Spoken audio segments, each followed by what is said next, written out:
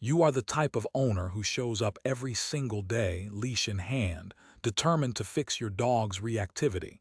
You research, you practice, you push through. And yet somehow your dog keeps getting worse. Not slowly worse. Explosively worse. Here is what nobody in the training world wants to admit: the harder you grind, the deeper the damage goes.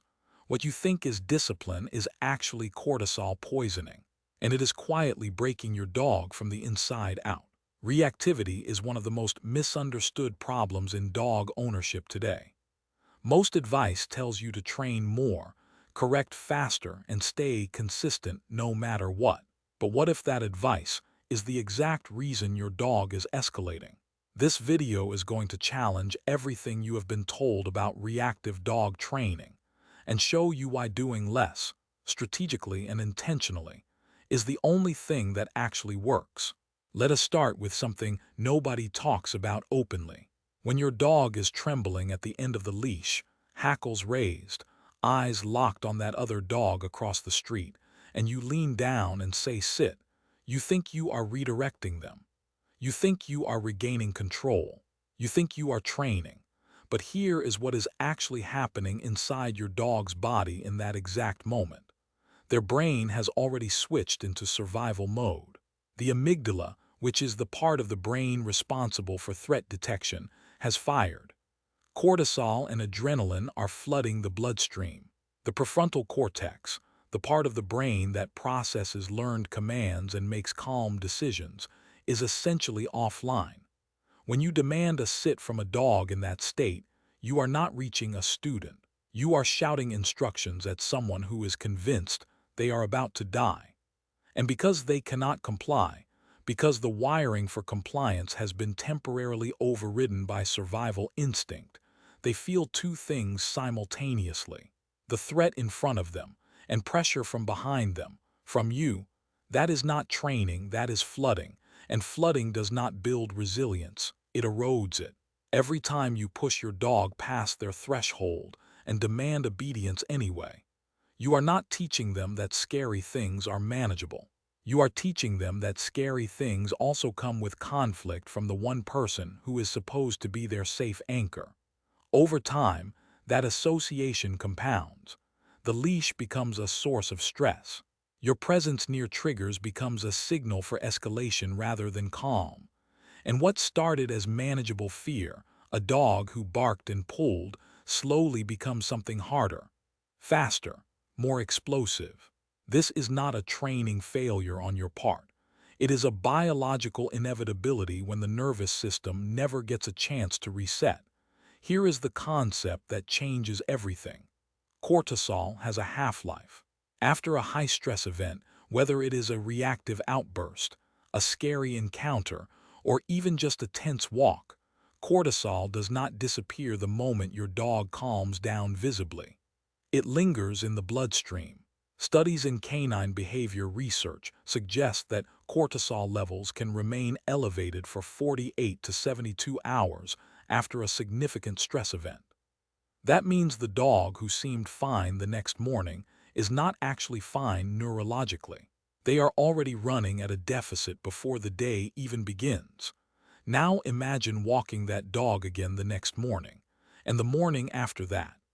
Each walk stacks another cortisol load onto a system that has not cleared the last one. You are not building a calmer dog with daily exposure. You are building a pressure cooker. This is what we call a cortisol stack, and it is the hidden engine behind what owners describe as sudden explosive outbursts. The dog who was manageable for months, and then one day lunged so hard they nearly knocked you off your feet. That was not random. That was a depleted nervous system hitting its absolute ceiling. So what does doing less actually look like in practice? The 48-hour rule is not about quitting on your dog. It is about giving their nervous system the biological minimum it needs to process stress and return to baseline before you ask anything of them again. After a significant reactive event, your dog needs at least 48 hours of genuinely low-demand, low-stimulation time. That means no training sessions, no correction attempts, No exposure walks designed to push thresholds. Sniff walks in quiet areas.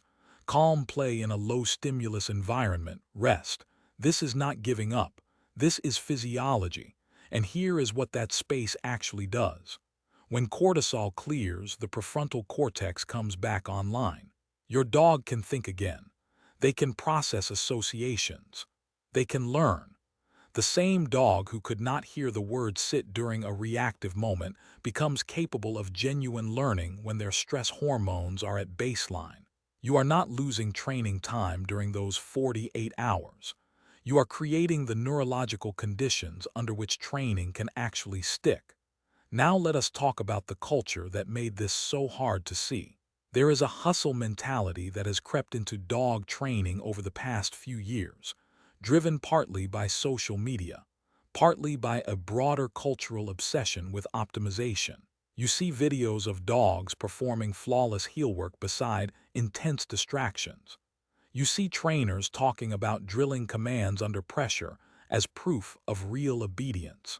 And you start to believe that if your dog cannot perform in those moments, you are behind. You are not working hard enough.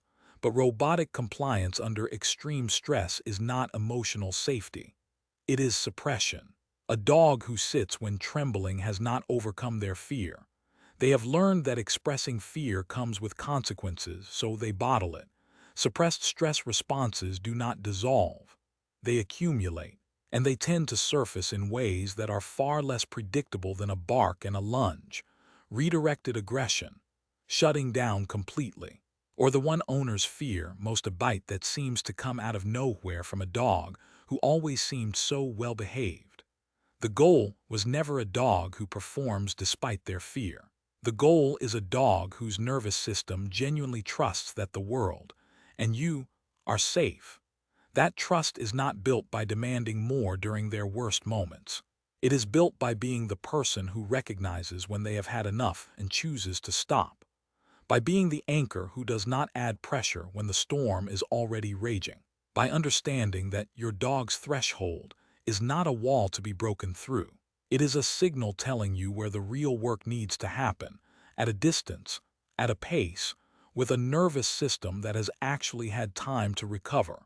Your dog is not failing you when they explode. They are showing you exactly how full the cup already is. And when you start respecting that, something shifts. Not just in your dog, in you. You stop bracing for every walk. You stop white-knuckling the leash 2 blocks from home. You start reading your dog instead of managing them. And that change in your energy, that shift from tension to presence, reaches your dog through the leash before you ever say a word. If this reframed how you think about your dog's reactivity, the next step is simple. Take what you learned here and apply it starting today. Not next week. Today. Look at your dog's last 48 hours and ask yourself honestly whether their cup is full. And then give them what they actually need. Share this with another owner who is pushing too hard and blaming their dog for it. They need to hear this too. Thanks for watching.